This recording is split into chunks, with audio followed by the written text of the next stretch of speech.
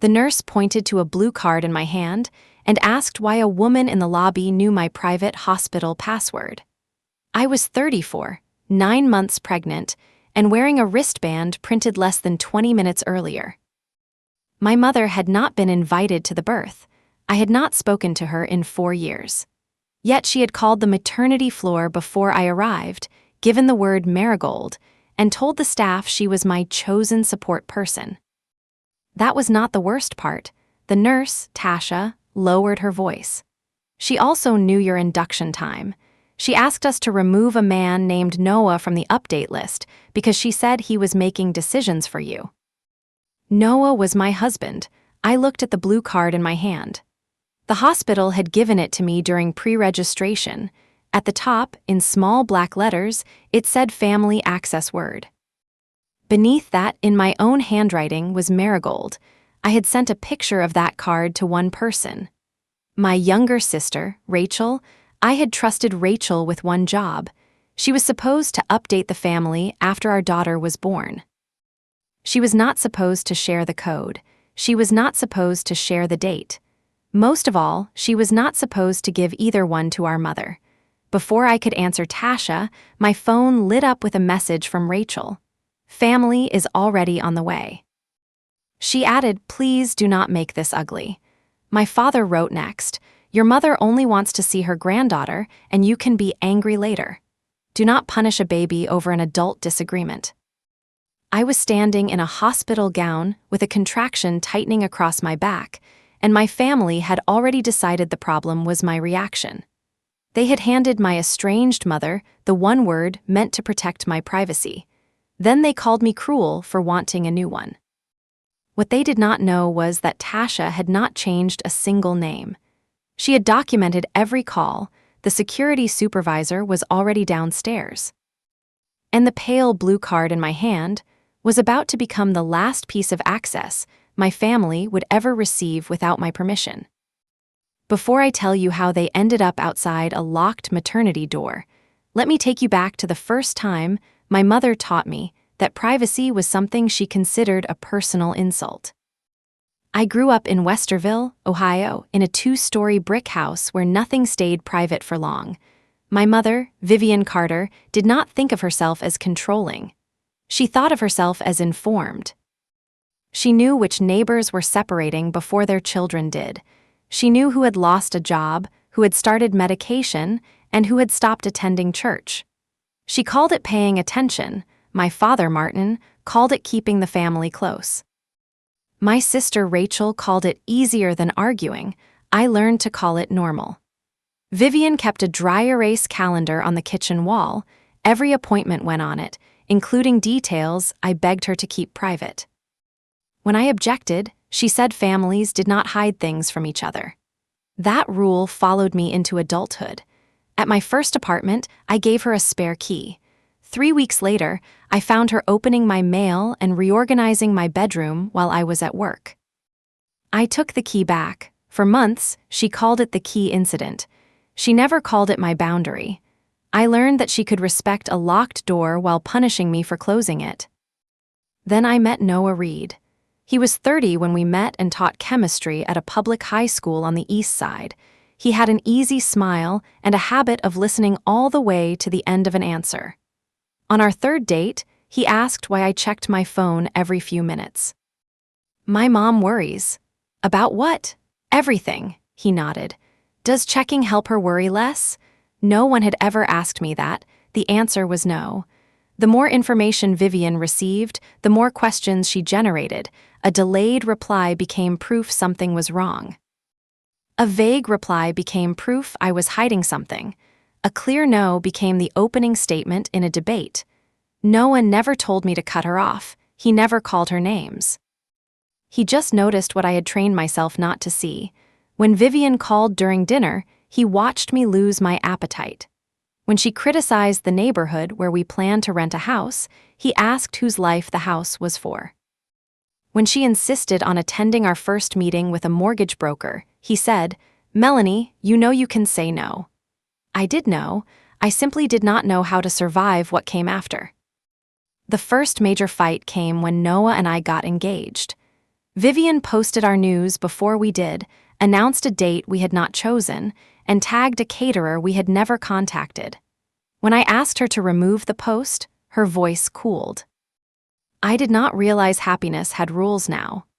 That sentence became one of her favorites. She did not realize love needed permission. She did not realize family needed appointments. At our wedding, she changed the seating chart and invited extra guests. I quietly fixed both problems. She cried in the restroom and relatives asked why I was humiliating her. That was the pattern. Vivian crossed a line. I moved it back. Then everyone gathered around her feelings and called the line an attack. I stayed in contact because her love was real. She could be funny, generous, and warm. The damage was real too. Then I got pregnant for the first time. The pregnancy was wanted and early. I was 8 weeks along when I told Vivian. I had not planned to tell her that soon, but I was exhausted and nauseated at Sunday lunch. She watched me push away a plate of chicken and guessed before dessert. "Are you pregnant?" I looked at Noah. He looked at me. "Yes," I said, "but it is very early. We are not telling anyone yet." Vivian came around the table and wrapped me in both arms. She smelled like lavender lotion and coffee. For a moment, I let myself relax against her. "I am going to be a grandmother," she whispered. "Not publicly," I said. "Please." She promised. By Monday morning, 3 cousins had texted congratulations. Vivian denied telling them. Then she said she had only told my aunt because sisters did not count as other people. My aunt had told her daughters, who told their spouses. The news traveled exactly the way private news travels when someone decides privacy is a technicality. I was angry, but I did not cut her off. I asked everyone to keep quiet. Most apologized. Vivian did not. "You need support," she said. "Why are you treating this like shame?" "It is not shame, it is mine." "There you go again." Again meant the key, the engagement post, the seating chart, and every line I had ever drawn. 2 weeks later, I started bleeding at work. I was a dispatcher then, taking emergency calls on the overnight shift. I knew how to sound steady while someone else's world came apart. I could guide a frightened teenager through chest compressions. I could locate a crash from one road sign and a bad connection. That afternoon, I could not make my own hands stop shaking.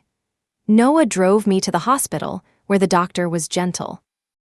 The ultrasound screen stayed turned away longer than it should have. There was no heartbeat. I remember the paper on the exam table. I remember the hum of the vent. I remember Noah's hand around mine. Most of all, I remember thinking that I did not want to explain it to anyone. We went home after dark. I sent one message to my parents and Rachel. The message said we had lost the pregnancy, we were safe, and we needed privacy with no visitors. Vivian called 6 times. I turned off my phone. At 7 the next morning, someone rang our doorbell. Noah looked through the peephole and saw 3 women from my mother's church holding foil pans. One had flowers, another had a prayer book. Vivian had created a meal schedule. She had also posted online that our family needed prayer after a heartbreaking loss. She did not use my name, but she tagged my father, Rachel, and the church. Everyone knew. I called her from bed. "Take it down. People want to help." I said not to share it. I did not give medical details. "You told the church. I asked for prayer. You sent people to my house." Her voice sharpened. "Do you know how many women suffer alone because they are ashamed? Maybe your story can help someone." The phrase "my story" made me press my hand over my mouth. I had spent less than a day trying to understand that my pregnancy was over, and my mother had already turned it into a community lesson. "No more posts," I said. "No visitors. No calls today." "Melanie, grief makes people say harsh things. This is not grief talking. What do you want me to do? Pretend my grandchild did not exist?" I ended the call. That should have been the moment I stepped away. It was not. I was sad, tired, and still trained to manage her reaction. I let Noah turn away the visitors. I let Rachel remove the post after Vivian refused. I let my father tell me Mom had made a mistake because she was hurting too. A week later, Vivian arrived with a white memory box. Inside was a printed copy of the prayer post, the ultrasound photo I had sent her, and a tiny knitted cap. She had written our last name on the lid. I could not breathe. "No," I said. She set the box on our kitchen table. "You may want this someday. You printed the post? It was part of what happened. You made it part of what happened." Noah stood beside me. "Vivian, you need to leave." She looked at him as if he had entered a private conversation. "This is between a mother and her daughter." "No," I said. "This is my house. He is my husband. You need to go." Vivian picked up the box, but she did not leave right away. "You are letting him make you cold." That was the first time I heard the new family story. Noah was not supporting my boundaries, he was creating them. He was separating me from the people who loved me. He was filling my head with words like privacy and consent because, according to Vivian, daughters did not speak that way to their mothers. She left the box on the porch. I threw away the printed post. I kept the ultrasound photo. I donated the cap because looking at it hurt too much. For the next month, I did not answer Vivian's calls. Rachel came to my house twice. She brought groceries and sat with me on the couch. She apologized for not stopping Mom sooner. "She goes into emergency mode," Rachel said. "She thinks action is love." She ignored the only action I asked for. "I know. Do you?" Rachel looked down. "I am trying." Rachel had spent her whole life trying to stand in the small space between Vivian and me. She translated my no into softer language. She translated Vivian's anger into fear. She kept believing that if every sentence were adjusted enough, no one would have to choose a side. I loved her for trying.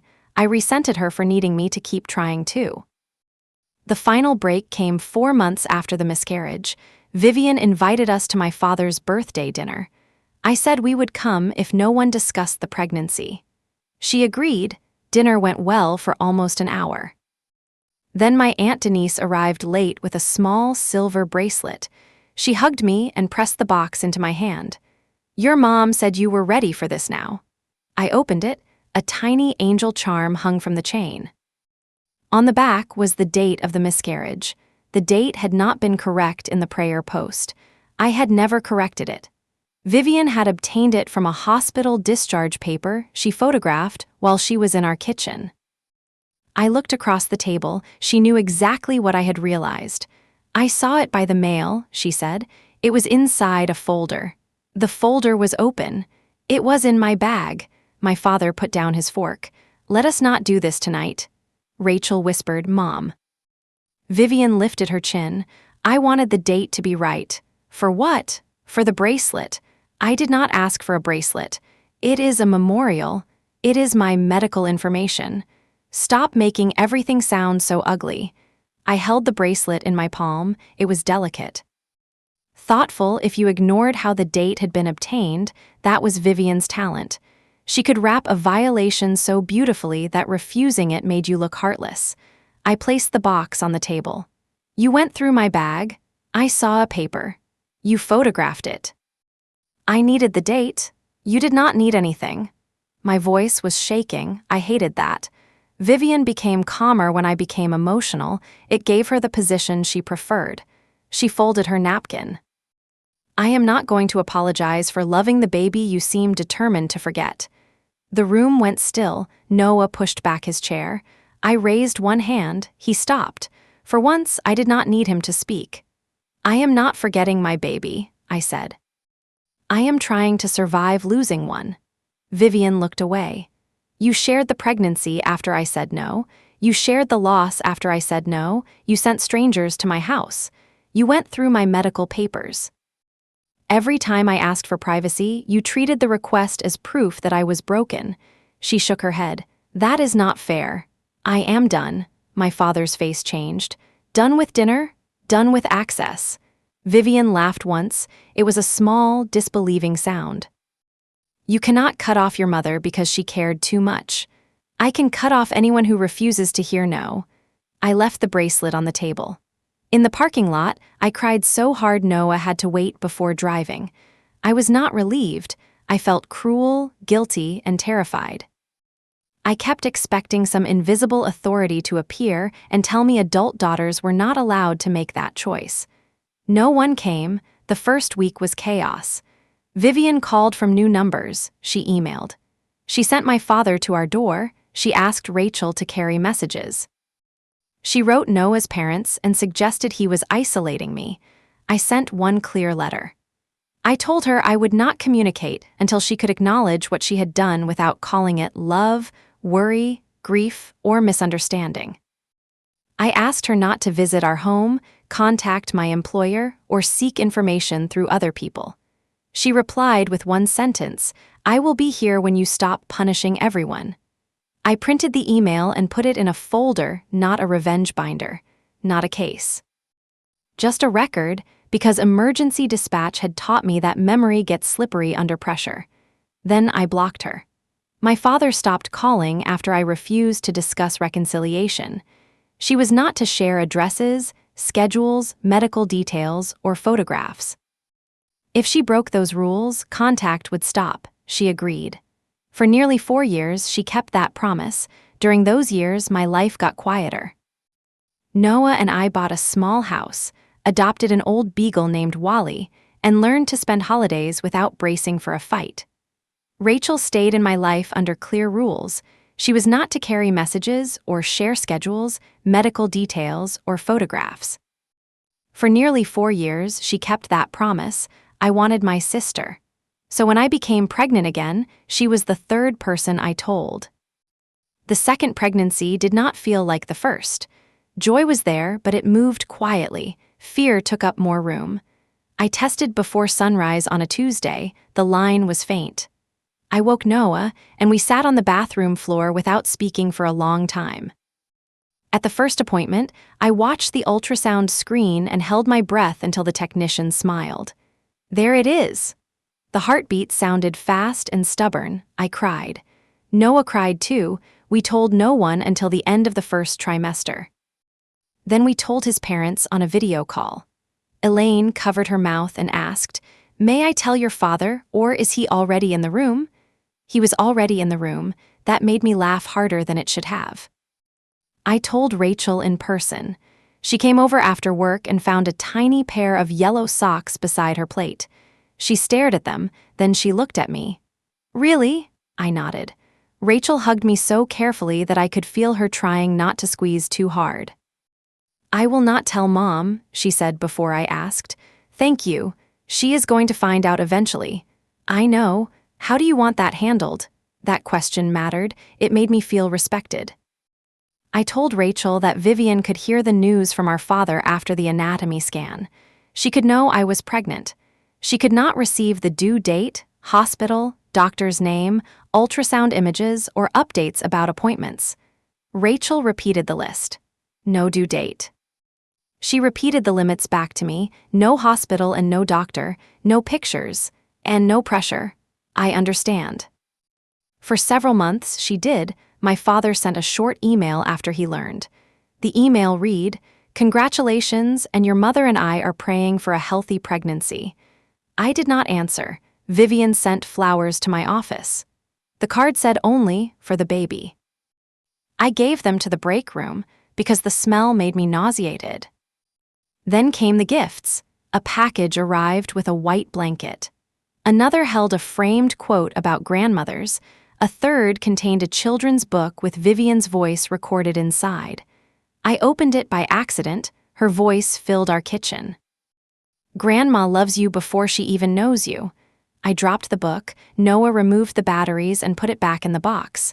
"What do you want to do?" he asked. "Send everything back." We did. 2 days later, Rachel called. "Mom is devastated." "I did not ask you to tell me that." "I know, I am sorry." She called me crying.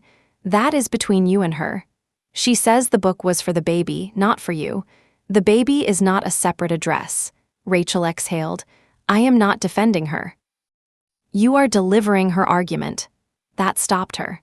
"You are right," she said. It was the kind of answer Vivian never gave. Because Rachel could say it, I kept trusting her. The pregnancy moved forward. I had morning sickness into the 5th month, then terrible heartburn, then a stretch of weeks when I felt almost normal. Our daughter kicked hardest during dispatch recordings. Every time a training call played a siren, she rolled like she was trying to leave. We called her Juniper while she was inside me. It was not her real name. It was a private nickname from a hiking trail where Noah and I had once gotten lost.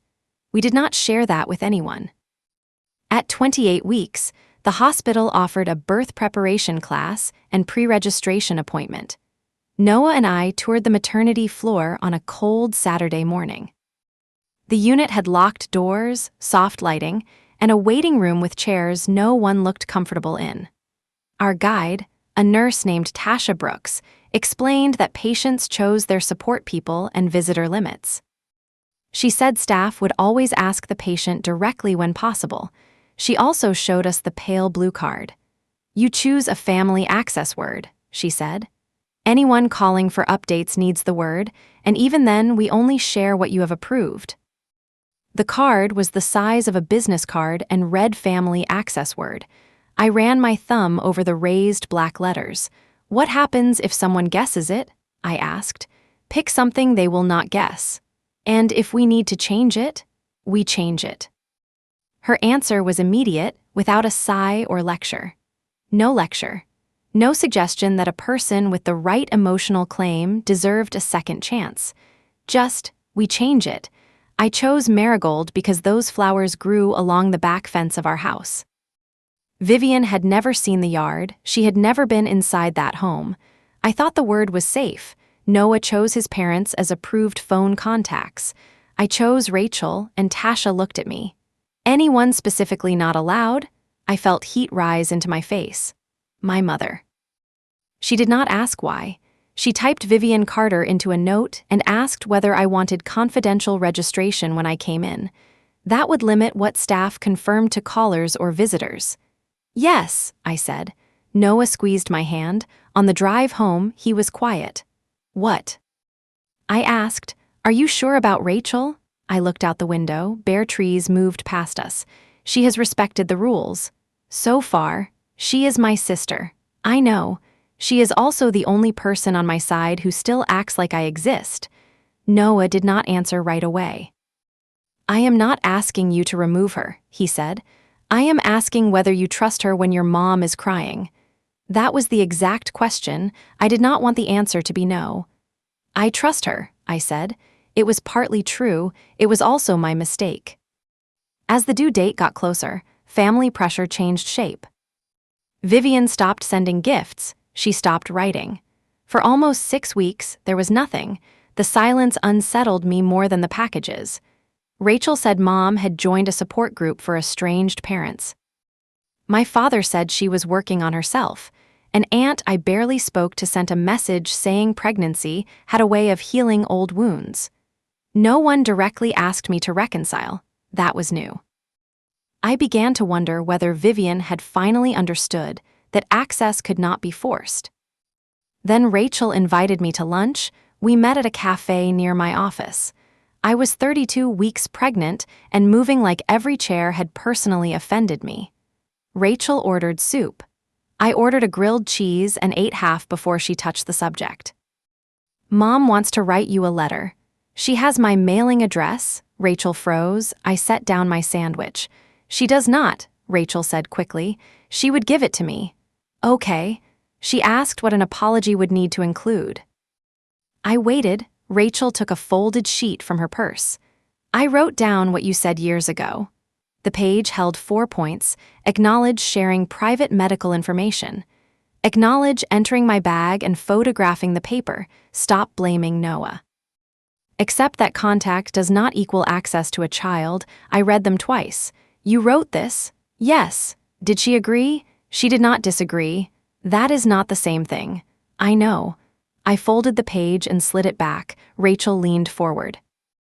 "Mel, I think she is scared she will never meet the baby." "That is possible. She is not asking to be at the birth." "Good. She just wants a path." I looked at my sister. She had dark circles under her eyes. Vivian's feelings had become her second job again. "A path starts with the truth," I said, "not the baby."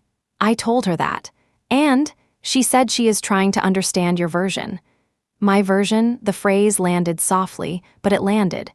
There are not two versions of whether she photographed my discharge paper. I know that. Does she? Rachel looked down at her soup. I should have ended the lunch there. Instead, I felt sorry for her. She had spent 4 years carrying messages she had promised not to carry. Most were hidden inside questions, concern, or updates about Mom's growth. I softened.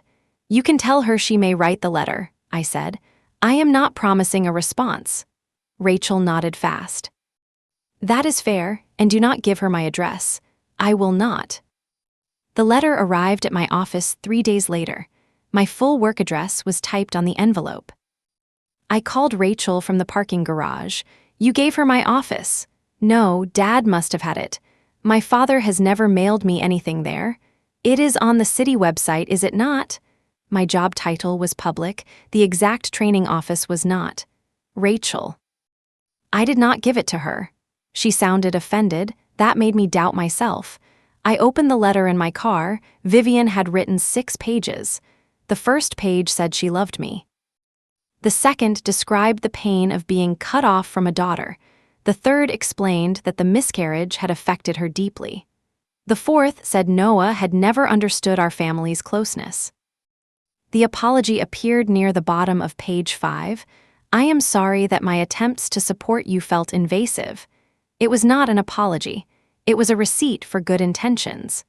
The last paragraph said she hoped the birth of my daughter could mark a new beginning for all of us. She did not ask to attend. She did ask to be told as soon as labor began so she could pray at the same time. I folded the letter. On the back of the final page, in different handwriting, was a note from my father. Your mom has done the work. Please do not move the goalposts. That evening, I showed it to Noah. He read the whole thing. What do you think? I asked. I think she apologized for your feelings. Yes, and she still blames me. Yes. What do you think? I sat at our kitchen island and watched Wally circle his bed 3 times. I think I wanted it to be better. Noah put the letter down. That is not a mistake. It feels like one. No, giving her another chance might be a choice. Wanting your mother to make it safe is not a mistake. I cried then, not hard. Just enough to admit how much hope I had hidden from myself. I did not answer the letter. A week passed. Then Rachel sent a photograph of Vivian holding a stuffed rabbit in a store. Her message asked only whether it was safe for a newborn. The question was harmless, but the photograph was not. Vivian stood smiling beside a display of hospital bags. I called Rachel. Why are you sending me pictures of her? I did not think. Did you tell her I read the letter? She asked. Did you? I said it arrived. That is information. Melanie, she mailed it. She knew it arrived. No, she hoped it arrived. Rachel went quiet. I could hear traffic through her car speaker. I am trying to keep everyone calm, she said. That is not your job. It becomes my job when no one else will speak. I am speaking. I said no contact. You said she could write. I did not say she could receive reports. Rachel's voice cracked. Do you understand what it is like to be the only person she talks to about this? There it was, the real pressure. Rachel did not give away information because she agreed with Vivian. She gave it away because holding Vivian's distress felt unbearable. I understood that feeling better than anyone, it still made her unsafe. I am sorry she puts that on you, I said. But you cannot pass it to me. What am I supposed to do? Tell her you will not discuss me. She will say I am abandoning her too. Yes. Rachel began to cry. I closed my eyes. For most of my life, tears had changed my decisions. Vivian's tears made me explain. Dad's silence made me compromise. Rachel's tears made me rescue. I almost rescued her again. Instead, I said, I love you. We will talk tomorrow. Then I ended the call. The next morning, Rachel apologized. She promised to stop discussing me with Vivian. I accepted the apology because I wanted to. I also changed one thing. I removed Rachel from the hospital visitor list. I did not remove her as an approved phone contact. That compromise felt careful at the time. Later, it would look like a door left open 1 inch. At 36 weeks, my blood pressure began creeping up. Not dangerously, not yet. My doctor asked me to monitor it at home and come in twice a week. She also said we might discuss an induction if the numbers rose or the baby stopped growing as expected. I told Noah, I told Elaine. I did not tell Rachel. That decision hurt more than I expected. She had been the person I texted after every good appointment. Now I waited until she asked how I was feeling and answered, tired, but okay. For 10 days, that was enough. Then my father called from a number I did not recognize. I almost ignored it. Something made me answer. Melanie, his voice sounded older. What is wrong? Nothing is wrong. Then why are you calling from another number? My phone is charging. I waited. He cleared his throat. Your mother heard you may be induced early. My hand tightened around the phone. From whom? She did not say. Dad, she is worried. Who told her? Rachel mentioned extra appointments. That was not the same as an induction. What exactly does Mom know? She knows the doctor is watching your blood pressure. That is all. I leaned against the kitchen counter. Did Rachel tell you that? Your sister is under a lot of strain. The old defense, not an answer. A warning that asking for truth would make me responsible for someone else's discomfort. Do not call the hospital, I said. We do not know the hospital. Do not try to find it. Melanie, I am not trying to ambush you. Then this should be easy. He went quiet. In the background, I heard a cabinet close. Then Vivian's voice. Ask her whether the baby is measuring small. My father moved away from the phone, but not fast enough. I ended the call. Rachel denied telling them about a possible induction. She admitted mentioning extra appointments. She said Vivian had probably guessed the rest because she had experienced high blood pressure during pregnancy. I wanted to believe her. Then I asked a simple question. Does Mom know the due date? Rachel hesitated. The pause answered before she did. I only told her the month. What date? She already knew roughly. What date, Rachel? The 23rd. That was my actual due date. I had told Rachel. Noah's parents knew only the week. Why? She asked me to help plan Dad's birthday dinner. It is the same weekend. You could have said I might not attend. She kept asking why, and you answered. I did not think a due date was dangerous. It was not yours to grade. Rachel snapped then. I am not one of your callers, Melanie. You do not get to interrogate me like I am lying on a recorded line. The words hit because they were designed to. I had trained dispatchers for years. I was precise when people avoided questions. My family called that cold whenever precision removed the room they used to escape. I asked what you shared, I said. You act like every detail is classified. With Mom, it is. She is not going to break into the hospital. I did not say she would. You think she is some kind of criminal. I think she has ignored every privacy rule I have ever set. Rachel sighed. I cannot keep doing this. Then do not. She hung up. That was our first real rupture.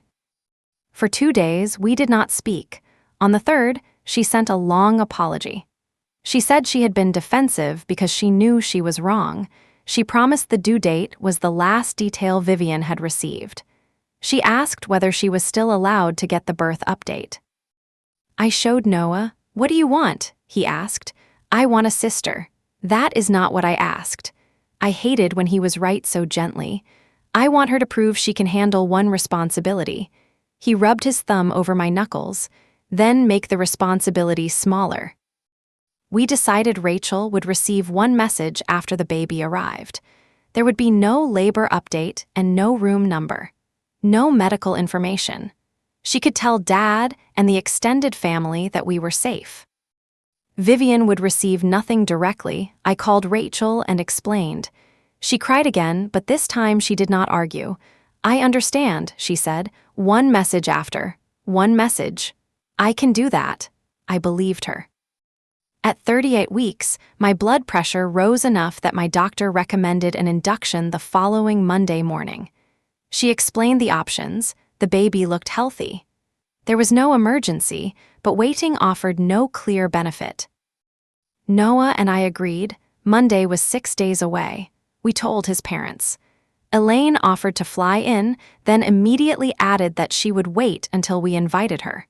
We asked them to come the following week. We told my supervisor because I needed leave. We did not tell my family. That night, Rachel came to our house. She had not been invited.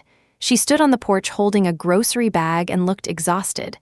I brought freezer meals. I opened the door but did not move aside. Why? Because you are about to have a baby. My stomach dropped. Who told you? No one. Rachel. You stopped sending appointment updates. You removed me from the visitor list. Dad said Mom thinks the induction is Monday. The porch light hummed above us. Why does Mom think Monday? She guessed. No, she knows your doctor's office does inductions at the start of the week. My doctor's office does not schedule the hospital. Rachel shifted the bag to her other hand. I looked at her face. She was a terrible liar when she felt guilty. Her mouth went flat and she blinked too often.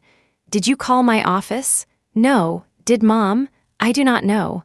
Did you look at my calendar? No. Then I remembered. 2 weeks earlier, Rachel had helped me carry boxes into the nursery. My appointment card had been on the refrigerator. It listed a date and the words induction planning, not the induction itself. Monday had been discussed afterward. Show me your phone, I said. Her eyes widened. What? Show me the messages with Mom. That is private. The irony was so clean it almost made me laugh. You are standing at my door because my private medical schedule reached a woman I have not spoken to in 4 years. I did not give her the time, so you gave her the day. Rachel looked down, the grocery bag crinkled between us. She was panicking, she whispered. She said if she did not know, she would call every hospital in Columbus. So you rewarded the threat. I thought knowing the day might calm her. Did it? Rachel did not answer. I held out my hand. The blue card. What card? The picture I sent you after pre-registration. Her face changed. That was when fear replaced anger. Rachel, did you send her the hospital card? No. Does she know the word? No. The answer came too fast. I stepped back and closed the door.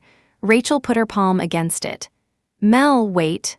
I locked it. She stayed on the porch for several minutes. Then she left the grocery bag beside the welcome mat and drove away. I called the maternity unit. A clerk confirmed that I could change the access word at admission. She also added a note that no information should be shared before I arrived. She could not tell me whether anyone had called because I had not registered as a patient yet. That made sense. It did not make me feel better. Noah wanted to move the induction if the hospital had space. My doctor's office could not promise another date, and my blood pressure was the reason we had scheduled it. Changing medical plans to outrun Vivian would give her control before she even appeared. So we kept Monday. We changed everything else. I emailed the unit's patient advocate. I explained that I was estranged from my mother and believed a relative had shared private registration information. I attached a recent photograph of Vivian, not because she was dangerous in a criminal sense, but because I did not want anyone confusing confidence with permission. The advocate called me the next morning. Her name was Priya. Her voice was calm and practical. You do not need to prove estrangement, she said. You decide who receives information and who visits. What if she knows the access word? We can replace it. What if she says I changed my mind? Staff ask you, what if I am in active labor? Your preferences are documented. Your husband is listed. We still use our judgment, but a caller does not overrule the patient. I felt my shoulders drop. Priya suggested confidential registration, a new access word chosen at admission, and a written no-visitor note. She also recommended that Noah carry a printed copy of my preferences in case we entered through the emergency department. None of those steps were dramatic. That was why they helped. Vivian's power had always depended on turning a clear boundary into an emotional debate. Hospital procedure did not care how beautifully she cried. I made a folder. On the first page, I wrote approved support person, Noah Reed. On the second, no visitors unless Melanie approves in person. On the third, do not confirm patient status to Vivian Carter, Martin Carter, or Rachel Carter. Adding Rachel's name hurt. I did it anyway. Then I removed Rachel as an approved phone contact. I did not tell her. That was my second mistake. The first had been trusting her with the code. The second was leaving her to discover the consequence from someone else. I told myself silence was safer. In truth, I was afraid of the conversation. I had spent years becoming brave with my mother and remained soft around my sister. On Friday afternoon, Priya called again. Has anyone named Vivian contacted you about a chaplain visit? No, she called our general line. She did not reach the maternity desk. She asked whether a hospital chaplain could facilitate a family reconciliation during an induction. My skin went cold. What did she say? She gave the chaplain's office your name, and they recognized it from your privacy note. They checked with me. Vivian was not waiting for an invitation. She was building an event. Priya continued. The chaplain explained that spiritual care is patient-led. No visit will occur without your request. Thank you. There is more. I sat down. She asked where family should gather if they were praying during labor. The image arrived fully formed, my mother in a waiting room. I pictured my father beside her and Rachel passing out coffee. Aunts whispering that I would come around once the baby was born. Vivian did not need to enter the delivery room to take over the day. She only needed witnesses and a version in which she had been invited close enough to be publicly excluded. What did they tell her? Nothing specific. Did she use the word marigold? Not with the chaplain. I thanked Priya and ended the call, then I called Rachel. She did not answer. I sent one message. Mom contacted the hospital about a reconciliation during my induction. I need to know exactly what you gave her. 3 dots appeared. Disappeared, returned. Finally, Rachel wrote, I told her the day, I am sorry. I asked again, what else? She replied. She saw the blue card when I was showing Dad the baby blanket. I did not send it to her. I stared at the screen. A photograph on Rachel's phone, Vivian beside her. One glance was enough. Marigold was not a password anyone needed to memorize under stress. It was an ordinary word attached to the only hospital system that mattered. I asked whether she had named the hospital, and another pause followed. Dad recognized the logo. There it was. No single betrayal, a chain of tiny permissions. Rachel showed the card. Dad named the hospital. Vivian copied the word. Each person could claim they had shared only one harmless piece. Together, they had handed her the entire map. I called Rachel again. This time she answered. I did not mean for her to see it, she said, but she did. She grabbed my phone. Did you delete the picture? Yes. When? After Priya called you. So Rachel had known Vivian planned to use it. You knew she contacted the hospital. Mom told me she only wanted to arrange prayer. You knew. She said she would not try to enter. Then why did you not tell me? Because I knew you would remove me from everything. I closed my eyes. I already did. The line went silent. What? You are not an approved contact anymore. Rachel made a sound like I had slapped her. You removed me without telling me? Yes, I am your sister. You gave my mother the date, the hospital, and the access word. I did not give her the word. You let her keep it. That is not the same. It is close enough for the maternity floor. She began crying. This is my niece, and I am your sister.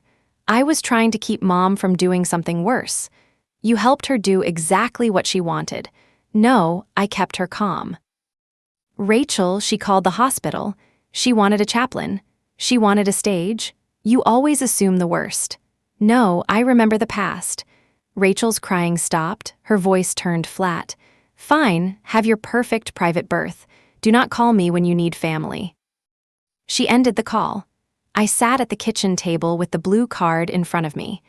Marigold, a pretty word, a useless lock. For the first time, I understood that the real problem was not Vivian discovering information. It was the family's belief that they were entitled to decide which protections I deserved. I picked up a black marker and drew one line through the word. Then I wrote beneath it, "Patient decides, Noah found me there when he came home." He read the card. "Are we changing the date?" he asked. "No." "Are we changing hospitals?" "No." "What are we changing?" I handed him the folder. "Who gets access?" Monday began before dawn. I woke at 4 with a dull ache in my lower back. By 5, the contractions were regular enough that Noah stopped pretending he was calm. He loaded the hospital bag. I checked the folder. Then I checked it again. The pale blue card sat in the front pocket. We drove through empty streets under a gray sky. I watched storefronts pass and tried to breathe through each tightening wave. At every red light, Noah looked at me. "I am okay," I said. "I know." He said it the way Tasha had said we can change it. No argument, no demand that I prove anything. At the hospital entrance, a volunteer brought a wheelchair. I almost refused because I could still walk, then another contraction bent me over the hood of the car. I took the chair. Inside, the lobby smelled like coffee and floor cleaner. Noah gave the registration clerk my name. She typed, paused, and looked at the note on her screen. "Ms. Reed, we have you marked confidential. Is that correct?" "Yes." "Your approved support person is Noah Reed?" "Yes." "No other visitors?" "None." She printed my wristband. That was when Tasha appeared and glanced at the pale blue card in my folder. She asked us to step aside. "A woman called 20 minutes ago," she said. "She gave the word Marigold and said she was your mother and chosen support person." My stomach tightened, but not from labor. "She is not." She knew the access word and the induction time. She asked us to remove Noah from the update list. Noah's face went still. Tasha continued. "Nothing was changed. I need to ask you directly what you want." My phone began lighting up with Rachel's name. Then my father and Aunt Denise began calling. Then Rachel's message appeared. "Family is already on the way. Please do not make this ugly." I showed Tasha. She read it once and handed the phone back. "We can take you upstairs through the secure elevator," she said. "Security will handle the lobby." I should have said yes immediately. Instead, I asked, "How many people?" Tasha glanced toward the glass entrance.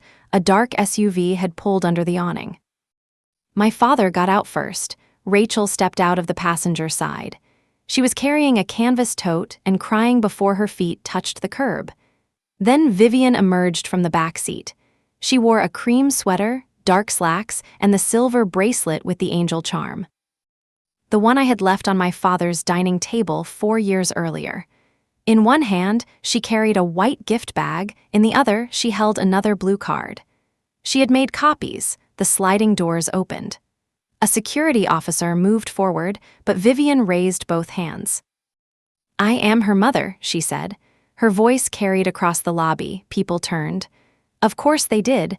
Vivian had always understood the power of a crowd. Rachel saw me first. "Mel, please." My father looked relieved, as if simply finding me had solved the problem. Vivian stopped several feet away. For 1 second, neither of us spoke. She looked older. Her hair was shorter. Fine lines had deepened around her mouth. Seeing those changes hurt in a place I had not prepared for. Then her eyes moved to my stomach. Her whole face opened. "My baby," she whispered. I gripped the wheelchair arm. "No," she blinked. "I meant you." "No, you did not." A contraction started. I closed my eyes and breathed while Noah knelt beside me. When it passed, Vivian was still there. The security officer said, "Ma'am, the patient has requested no visitors." Vivian held up the blue card. "I have the password. You are not approved." "She gave this to family." "No," I said. "I gave it to Rachel." Rachel wiped her face. "I did not know Mom would come this early." "You knew she was coming." She said she only wanted to pray downstairs. Vivian turned toward her. "Do not blame your sister for trying to hold this family together." There it was, the rescue. Even now, she could make herself the center and Rachel the shield. My father stepped closer. "Melanie, no one wants a fight. You drove to my hospital after I said not to." We were worried. You knew I did not want you here. We hoped you would change your mind when the moment came. The moment meant labor. It meant pain and fear. The one time they thought saying no would be hardest, Vivian lowered the gift bag to the floor. I wrote the apology, she said. You wrote about your pain. I acknowledged yours. You said your support felt invasive, because that is how you experienced it. No, that is what you did. Her mouth tightened. For a moment, I saw the anger beneath the careful sweater and soft voice. Then she looked around the lobby and softened again. Can we not do this in public? I almost laughed. She had brought 3 people, copied a hospital card, contacted a chaplain, and arrived at the exact time of my induction. She had built the public part herself. You wanted witnesses, I said. Now you have them. Rachel stepped between us. She is not asking to be in the delivery room. She just wants to know you are safe. She called and said she was my support person. Vivian looked at Tasha. I said I was family support. Tasha answered calmly. You asked staff to remove her husband from the update list. My father turned to Vivian. You did what? The first crack appeared. Vivian lifted her chin. I said Noah might not communicate with us. That is true. You said I was making decisions for her, Noah said. You have been making decisions for years. No, I said. He has been respecting mine. A stronger contraction hit. I bent forward and breathed into my hands. Tasha watched my face. We need to get you upstairs, she said. Vivian moved toward me. The security officer blocked her. I am not going to hurt my daughter. That is not the standard, I said. Everyone went quiet. I reached into the folder and took out my original blue card. Marigold was crossed out. Beneath it, in black marker, were the words patient decides. I held it where Vivian could see. This word was not an invitation, I said. It was a safety tool. Rachel shared it. Dad helped identify the hospital. You used both to impersonate the person I chose. I did not impersonate anyone.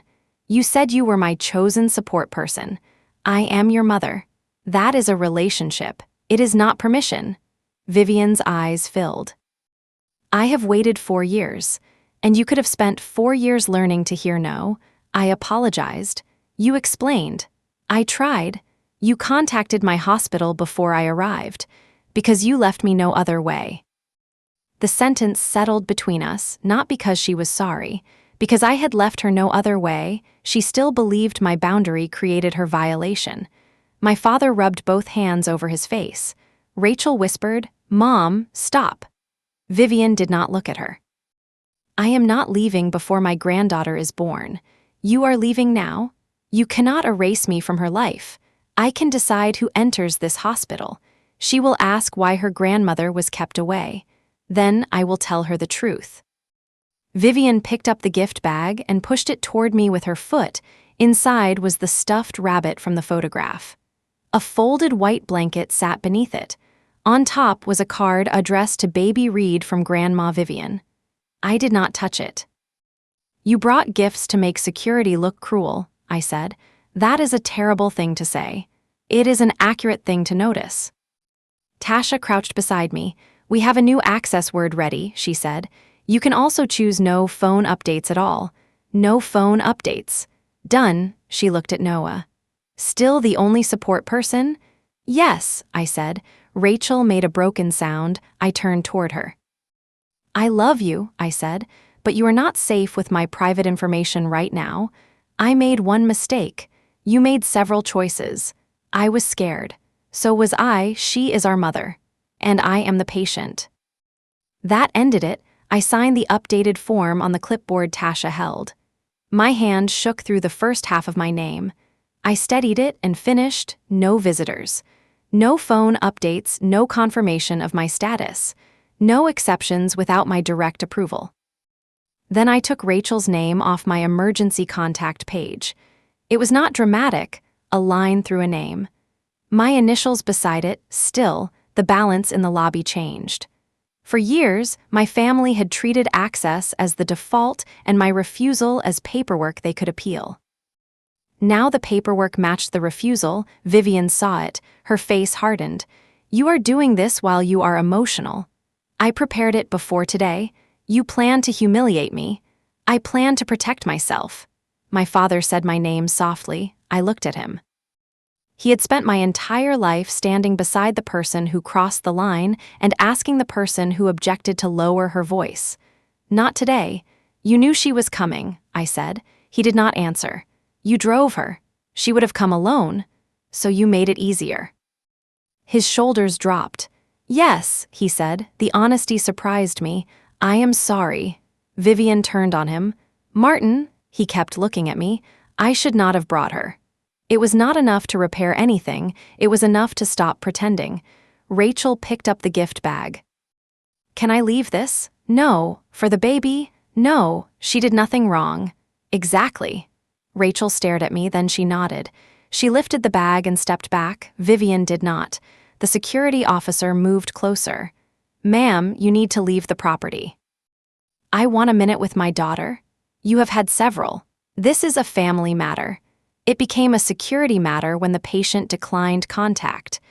Vivian looked at me one last time. The grief on her face was real. So was the fury. You will regret making her first day about this. I placed the blue card on my lap. No, I said. You tried to make my labor the one moment I could not leave. I changed the password because you never changed your behavior. No one spoke. That was the line the whole day had been moving toward. Not revenge, not victory. Clarity. Tasha pushed my chair toward the secure elevator.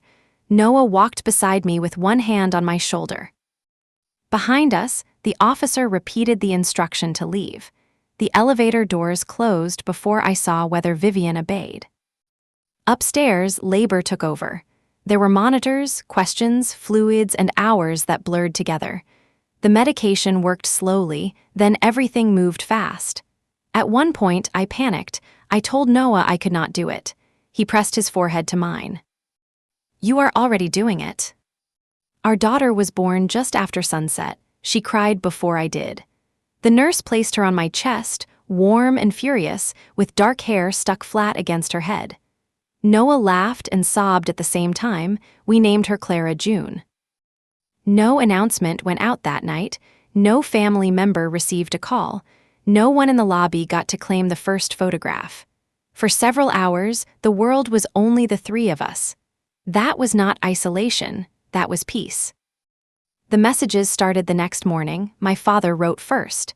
I am sorry I helped bring this to your door. Rachel sent 12 messages, deleted 4, and finally left 1. I understand why you removed me. I do not like it, but I understand. Vivian said nothing, but Aunt Denise called my password change cruel. Then Vivian posted about grandparents being denied because of unresolved adult pain. I did not respond.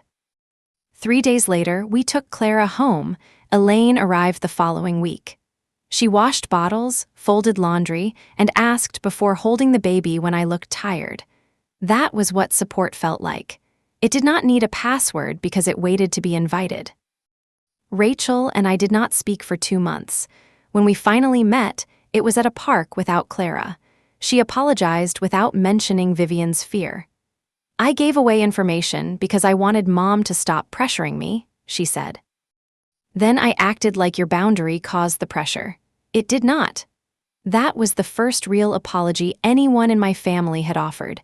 I did not restore her access. We began with coffee once a month. No photographs, no medical updates. No messages carried in either direction. My father entered counseling on his own. He stopped asking me to reconcile. Sometimes he sent a card. I answered twice. Vivian wrote another letter when Clara was 6 months old. This one was shorter. She named the prayer post. She named the discharge paper and the hospital call. She did not call any of them support. I believed she had finally seen part of the truth. I still did not arrange a visit. An apology can open a path. It does not erase the distance created before it. The pale blue hospital card now sits in Clara's memory box. Marigold is still crossed out. Beneath it, the words patient decides have faded slightly where my hand was damp. I keep it because Clara's first day was not the day I lost my family. It was the day I stopped letting them define love as access. If this story feels familiar, remember this: a boundary is not cruel because someone is angry outside it.